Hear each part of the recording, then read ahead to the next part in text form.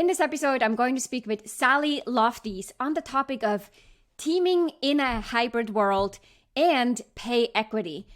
Teaming in a hybrid world is something that often comes up with my clients where they wonder, how do I create this engaged team when we're not in the office together? How do I encourage or motivate my team members? How do I bond with them? How do we do these team building activities? And what might be some red flags I should be paying attention to if I worry, or in order to early detect if someone seems disengaged or demotivated or doesn't feel included in the team?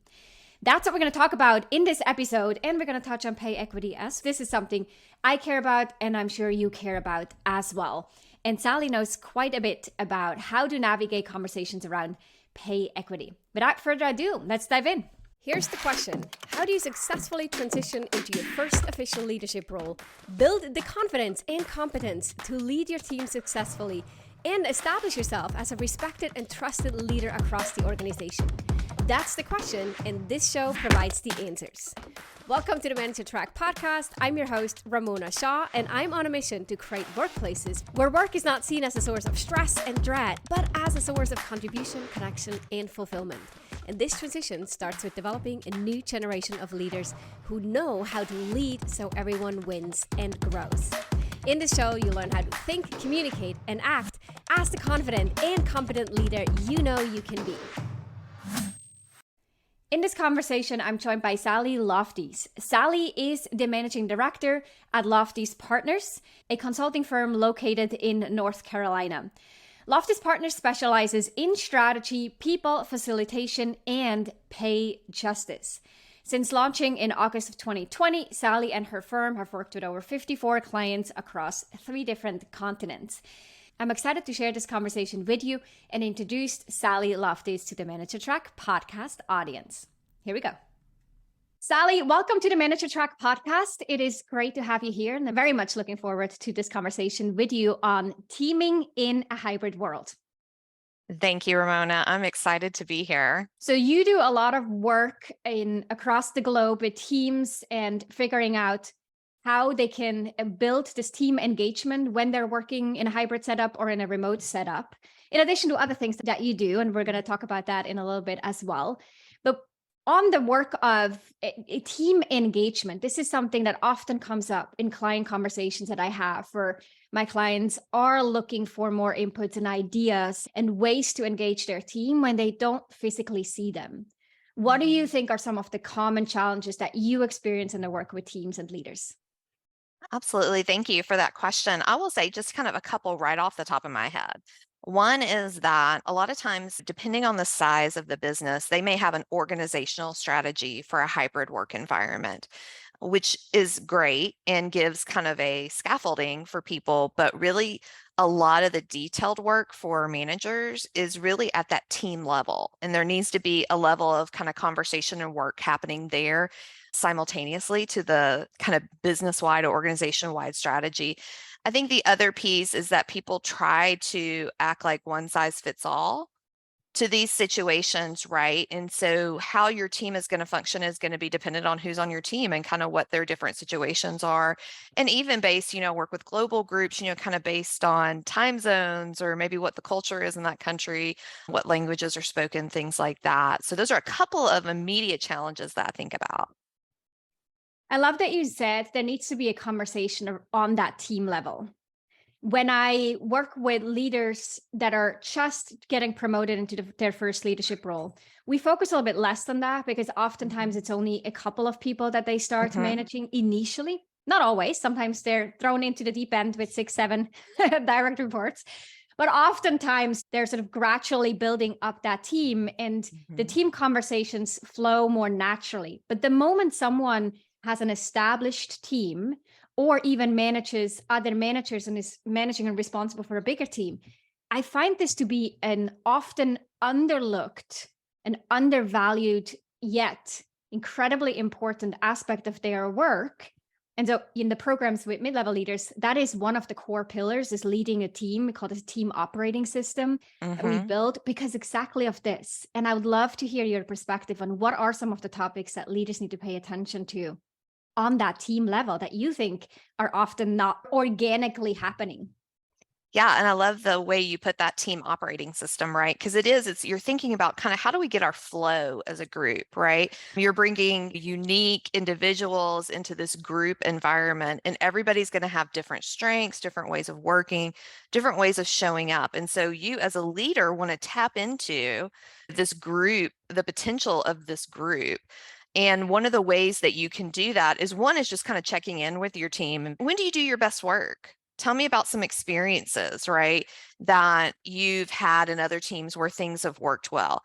What are the conditions that are happening for you to do your best work? So that I think number one is just having a conversation where people feel like they can share and just share experiences.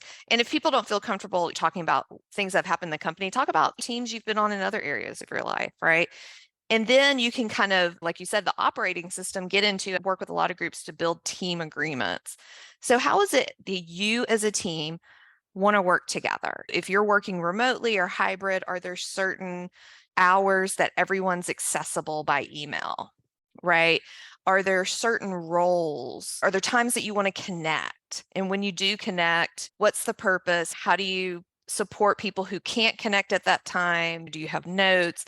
Are there people rotating facilitations? I think also, how do you get updates? You really want to prioritize those meeting times for connection, especially in a remote and hybrid work environment, because if anything can be done synchronously and asynchronously, you want to use those synchronous times for that connection. Mhm. So what I just heard you explain is in the team agreement, what you often talk to with your clients is evolves around meetings and how meetings are conducted, information sharing and how is information passed through the team, and then specific communication channels and how they should be managed and what the expectations are for those. Is that right? Yeah, and just kind of basic availability. It's almost like, some people talk about like a team charter or an about us type thing. If you're able to kind of put these agreements together on a piece of paper, online, whatever, it doesn't have to be a 4-page document. It can be 4 or 5 bullet Right. points, right? That's something that all of you can agree on. It's also a great way to orient people to your team if you're working in a new department or a new organization or whatever, but also for when you have new team members come on, because those agreements may change a little bit based on where they are, but it's just kind of a way to say, hey, let's kind of coalesce around these pieces so each of us knows how we're doing our work as this kind of unit of people beyond kind of that organizational umbrella that people have for remote work environments. Yeah, and it's so funny how oftentimes people think, oh, no, we're on the same page. We often talk, we've worked together for a long time. And then when I do work with teams around time management or around team agreements or similar to that, and we talk about what is expected in terms of email response, and I create a poll, an anonymous poll. And then people realize, oh man, I was thinking that a 2-hour turnaround time was what we all expect, because that's what I expect. Oh, And then they wow. realize, oh, wow, no, someone else thinks a 48-hour turnaround time is most appropriate, right? Exactly. How do we so mismatched? I think it's often hidden of these little expectations that we make that are implicit and never made explicitly. Yeah, that's a great point. That's a great example of even just thinking about how sometimes, like I've worked with clients who are really trying to decrease email. And so they do a lot of work on like something like Slack as a space. And it's so funny because my email expectations of them are very different than my other clients who do most of their work via email. Cause I'm like, basically, if you're not talking to them on Slack, they may not see an email for a week or two. And so just even those little things and thinking about as a team, like, okay, I know, teammate B is accessible to answer this email on Monday through Friday from 10 a.m. to 2 p.m. Eastern or something. I know that I need to send my emails or we need to have meetings in, or I may not get an answer. And it really helps build this culture of a group coming together and kind of supporting one another, but also, again, kind of prioritizing that connection, which is really important between team members, but also as a manager of just thinking about like, am I building connection with my individual team members as well on top of the whole team? Yes. Yes, very true. And actually, interesting that you brought up Slack or even Teams, which Mm-hmm. can be a big productivity booster, but it can also be a big productivity killer if Mhm. not managed well. And if we don't understand individual preferences and then find a way to agree and define how we're going to work together as a team. Yeah, I would say hashtag relationship goals for those people who can do Slack and Yeah. Teams really well, because I mean, it does, it takes a lot, to your point, it takes a lot of organization and conversation about how are we going to use these products to help increase our productivity. And we have buy-in that everybody's going to use it in similar ways. And people know how to access previous documentation, whether it's document files or conversations or things like Mhm. that. So, in addition to having this conversation around how do we operate and how do we navigate ourselves and what we focus on as a team, what are some additional ways that for a leader who has a remote team that they can reach out to team members, do things and connect it or Mhm, pay attention to specific symptoms or red mhm, flags or green flags or white mhm, flags, whatever that mhm, might be, that indicates that the team is in a healthy place. And despite being in a hybrid setup, there's mhm. actually a strong bond there that defines the team. Yeah, I think there's kind of some formal and informal cues you might pick up on. One is attendance at meetings. If people are showing up, what the conversation is like at the meetings, where you are, if you're having meetings. Are there some meetings where there's a lot of conversation and there's some that aren't, right? And kind of what's happening. I think having times where you're doing personal check-ins with your employees individually, just it can be 10 minutes, right? But just saying, hey, I hadn't talked to you. How's it going this week? Whatever the employee feels comfortable sharing, they will. But I mean, and kind of sharing what's going on with you. Hey, I've got a really busy week. We have a big family reunion this weekend. I'm only going to be available by email this week. Just little things like that that really normalize connection are really helpful. And you can do that. You can go old school and do it by phone, or you can do it by Zoom, or you can email, whatever it is. I think also, again, is thinking about as a leader, how can you reward team behavior? So, are there times if you're having weekly or biweekly team meetings that you can say, hey, we did this really well as a team, recognizing, hey, I really liked how these two or three people were able to pull this together. And I mean, really kind of being intentional about recognizing team, what I call teaming, working together as a team is really important. And then I think it's also important for managers to be in community with other managers, whether it's a group at your work or some kind of learning group, peer group offered by another company or whatever, where you can talk to and be in community with people who are doing the same work as you and be able to just talk through issues and be like, hey, I've got this one team member that never turns on their camera, right? And people are struggling. Maybe everybody else on the team feels connected to that person, but I don't, right? And so, I mean, just being able to be in community and talk to other managers is really important because it helps build this peer learning source for you. Hmm.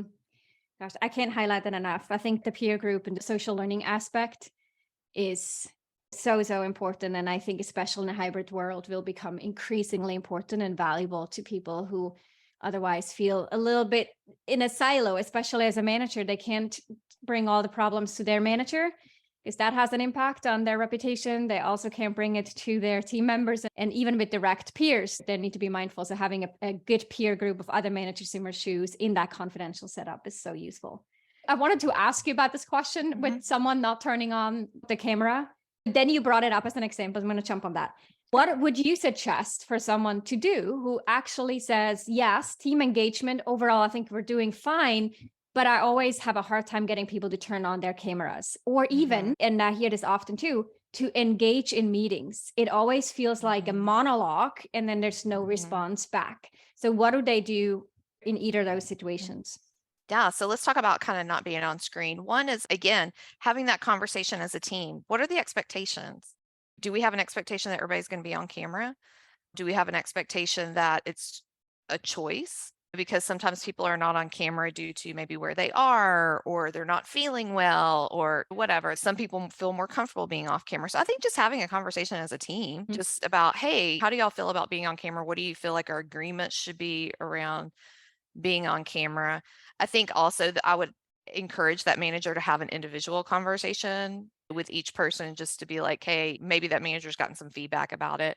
I find people have strong, varied opinions about being on camera. It's Mhm. super funny because I default to being on camera, but there are a lot of people who default to not.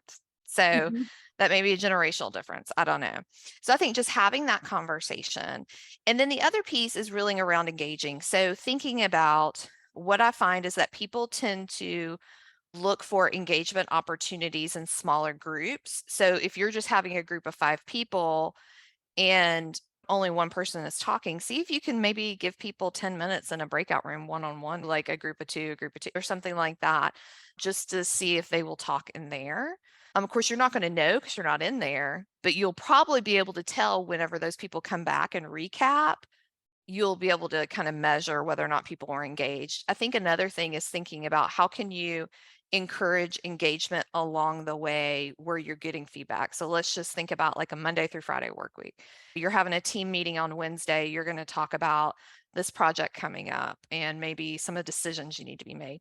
See if you can get that email out to your team or whatever a couple of days ahead. A week ahead's amazing, but a couple of days ahead and say, hey, we're going to have this discussion on Wednesday. If you have any questions or things you think we need to discuss in this, here's a document to add that information to. Then you take that, incorporate that into your Wednesday team meeting. And then afterwards saying, hey, if you have thoughts after this discussion we just had, questions, add it to this document by Friday the same week. And just then thinking, okay, then we're going to move forward on Monday. So it really kind of gives people some time because not everybody can process in the moment, right? Or may think of something right afterwards and be like, Dad, I wish I had added that. But I was Mhm. distracted. I was really trying to focus on what this person was listening to. So I think that's another way that's also an inclusive practice, but a way to kind of ask people to synchronously and asynchronously add to the conversation. And then if people are not doing, if you're just not getting engagement, I'm of the type who's just like, can we just talk about how nobody's responding? Like, you may not feel comfortable doing that, but sometimes I'm just like, hey, why is everybody quiet? Yeah, And address that just, elephant. yeah, exactly. Yep. I appreciate you saying there is something to discuss and agree on a team level and then to bring it up individually. And what Mhm. I also found is the sooner people, leaders, define those norms or set those team agreements in place, the more they'll be able to prevent such awkward situations down the road, right? Mhm. Because even if you are in the interview process with someone and you think like, hey, they might be a great fit, you can walk them through your team agreement and say, this is how work within this team would look like. Here's some of Mhm. the values that we honor, and here are some of the Mhm. specific practices and actions that we expect from team members and what we align on. And if it says on there camera on, and you're setting that up, that expectation up Mhm. front, and it's not going to come as a surprise down the road where they feel like, well, that's now awful. Like I didn't know that and I don't like it, but they knew that from the beginning. Yeah, imagine being a candidate interviewing for a job and you're about to get an offer and you get kind of a document. Again, it doesn't have to be a huge document or anything, but just something that kind of gives, here's how we operate. And Mhm. we look forward to you joining and seeing how you can add to this. Mhm. But it would give you an insight look into this team. But again, like you said, it's also setting expectations. And I think that these team agreements are something that I would revisit every 6 to 12 months, just to be like, hey, is this still working for us? Has anybody had life situations change, whatever? Because again, you're working with a group of dynamic people who are not static all the time, Mhm. and life is not static. So you can be agile Mhm. by kind of shifting to what's happening in people's lives. Yeah, exactly. So thank you so much for sharing this information around team engagement and some specific tactical action items that we can all do right away and Mhm. conversations we can have from the first minute on. You dropped there some questions that I actually took note of and I thought, oh, great questions to bring up and check in 101, then check in on a team Mhm. level and pay attention, just really being on it. I think that's the core Mhm. when it comes to this teaming in a hybrid world. Now, the second specialty that you have and Mhm. special expertise that I wanted to quickly touch on is around pay equity. Mhm. Tell us a little bit more about that. Yeah, I work in the pay equity space, which there's a lot of different words that float around. But when we're talking about pay equity, is thinking about people getting paid equitably for the same jobs within an organization, which also is related to pay parity, right? Sometimes we look at that from a race, ethnicity, gender perspective, some of those intersectional identities, but really looking at how are people paid? And again, work in this space with a sense of curiosity, not judgment, of just like, hey, what I find with organizations, I'll work with them on pay equity, and they may bring me in and be like, we're just getting a lot of employee feedback about they're not happy about pay and we don't understand. That may be Mhm. where we start, right? And which I will say, great, I'm excited that you're getting employee feedback. 'Cause not everybody has that. Two is that people are willing to share that with you, which is a sign of engagement. And three, we just start looking at it. And I'm surprised by how many people don't really understand how pay is structured in their organizations and why maybe two people in the same position are getting paid differently and maybe vast differences and don't really have any kind of documentation or structure for that. Mhm. So from a manager's perspective, not necessarily Mhm, from the HR viewpoint, but from a mhm, manager, when they care about or are exposed to and then care about pay equity and mhm. salary ranges, what are some of the specific things that you suggest they be on the lookout for? Yeah, that's a great question. And I love how you're kind of bringing it to the manager because a lot of times people in decision making roles can make a big impact no matter where they are in an organization. So, one is that I would just see if you have access to your team's pay. Not every organization I work with has access to that. So, even knowing what your team is paid. So, just even asking questions again, sense of curiosity, not judgment. And maybe with HR, finance, whoever, of just like, hey, why are these two people paid different? Can you walk me through that? And then have a conversation with your team. Do you know how pay is structured? Mhm. Normalize talking about pay. I think that's important because what I find is a lot of people don't talk about pay at all at work unless it's like secretly in a Slack channel or behind closed doors, or, I mean, people are whispering to each other. They're not having conversations about pay. Another piece would be just having a conversation with your team about what motivates you. Pay is going to be one of them, but also understanding what are the other things that motivate people, which is a great thing, again, as a supervisor, especially managing a remote team, Mhm. is that not everybody's going to be motivated by the same thing. But Mhm. as you know that, you can really kind of manage appropriately to people's needs. Mhm. The last thing I would say too is just thinking about how can you have conversations if you know there's some pay disparities or inequities in your organization. Are there ways that you can start having a conversation? Maybe it's with your boss, or maybe you're in a working group, or maybe it's with HR, and just be curious and start having a conversation and see where it leads. Mhm. And I like your emphasis there on curiosity, because sometimes Hmm. when we do get access to the data, Hmm. and we may see some shocking information on there where big question marks pop up, especially if we have this sense of equity and we really strive for fairness on the team. We may not know where it's coming from, but we are quick to judge. And so, in that moment, to take the judgment out of it first and just inquire, tell me how this got to be so different. What were the considerations over the last few years? What were the reasons for either bigger or smaller increases, Hmm. one versus the other? That sounds like a great approach to start the conversation. And what I also hear from you is that managers do have influence over this and should take it Hmm. seriously to their part in order to level us all globally up on that pay equity scale to reach better situations in the future.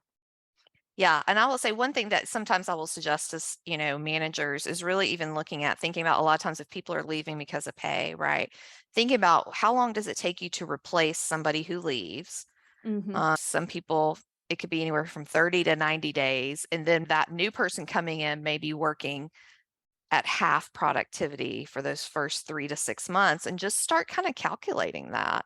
And a lot of times, if you look at the gap, the kind of the cost of posting the position, the recruiters working on it, whatever, and then the work lost while you have somebody else, or maybe somebody else is having to take on the extra work as a side duty or whatever, and then kind of the productivity loss. A lot of times, the cost to replace that person is actually higher than just bumping that person's pay up. Yeah. Now, you want to do that in an organized way so you don't just bump one person's pay up and then throw everybody else off. But I see a lot of times people think short term, not long term, Mm. on pay equity decisions. Hmm. So, what are some of the factors that you would take into account for a long term perspective? It's thinking, what is our retention rate? What's our turnover rate? What's our goal? Mm-hmm. I've worked with organizations who've had 40 and 50% turnover, Mm-hmm. and talking about the institutional history that's lost every time you turn over somebody. And really, did they ever get somebody up to full speed if they only worked there a year? Yeah. Right. And just churning the same money over and over again versus how can you build positions that are meaningful and people are going to stay and continue to contribute more as they're longer with Mm-hmm. your organization. So there are some organizations who are like, yeah, this is a role that we're just going to crank out new people every 2 years. That's, Mm-hmm. that's fine, whatever. There's some organizations like, it would be great if we could grow someone into this next leadership role, and we'd love to do that in-house. So thinking about like, how do you retain that person until they're ready and invest in that person? Yeah, and I can also imagine in not just looking at it from a pay perspective, but what are all the factors that lead to the person leaving? Because sometimes pay is an easier one to say, well, I get paid more over there than I do get here. Mm-hmm. And so I'm going to take that opportunity. But that's usually not the full, not always, but often it's not the full story, right, to it. There may be other reasons why that person's leaving. Yeah, well, and I was going to say a study just came out today from Wall Street Journal about how, on average, when people move to a new role outside of their organization, they're getting about a 7.6% increase in pay, whereas somebody who stays with the organization is getting a 5.6% increase in pay. Mm-hmm. That's 2%. Mm-hmm. 2%. I know, like when you look at kind of the turnover, what happens when you retain people for longer, I know the money is there. It just may not be immediately, but just thinking about 2% is so small compared to what would happen if you retain an incredible employee. Yeah, totally. Thank you so much for sharing that as well on the pay equity topic, and also just raising the awareness. And I don't talk about this often because I'm not from a legal side. My background is not in HR. I'm really coming from that leadership perspective, the management side of things. And so bringing your perspective in and hearing the work that you're doing and how you're elevating the topic overall, but also helping all of us see what kind of influence we have and how we can advocate or move the needle into the right direction. As Thank we're you. wrapping up, what is something that you think would be important for the audience to know, but we haven't yet talked about? I think I would want to share is that some of the things we shared today, you may think that would be great for whenever I manage a team next, right? It won't work with my current team. I think I would want to say to everybody is that no matter where you are in the team, if you have one employee, you have 20. If you've been managing this team for 10 years, for 10 days, all of the things we talked about today are applicable and you can do right now. You can always kind of restart or reboot where you are and just start small, kind of start building those relationships, and it will make a difference over time. I just want people to hear that definitely you can make a difference in what you do today. Yeah, really good one. Really, really good one. Where can people find more about you? Yeah, thank you for asking. There are several ways. I'm always on LinkedIn. I'm there multiple days a week, so that's the best place you can connect with me. And I also have a monthly newsletter called the Fully Human Resources newsletter, where I share monthly tips about human resources and different aspects there. You can also find me on my consulting page website, which is www.loftispartners.com, which I'm sure I'll share with you and hopefully will be in the show notes. And that's Loftis. And so I would love to connect with you. Please connect with me on LinkedIn. Happy to set up a time just to chat. And I will also send kind of a blog post about some of this teaming stuff that we talked about today so that your listeners can access that. Wonderful. Thank you so much. We will drop all the links in the show notes. And if this is something that you want to learn more about and you're interested in having the conversations around teaming in a hybrid world and or pay equity, then check out Sally's page or connect with her on LinkedIn. Thank you, Sally, for being part of the Minute to Track podcast. Thank you. If you enjoyed this episode, then check out 2 other awesome resources to help you become a leader people love to work with. This includes my best-selling book, The Confident and Competent New Manager, which you can find on Amazon or at ramonashaw.com/book, and a free training on how to successfully lead as a new manager. You can check it out at ramonashaw.com/masterclass. These resources and a couple more you'll find in the show notes down below.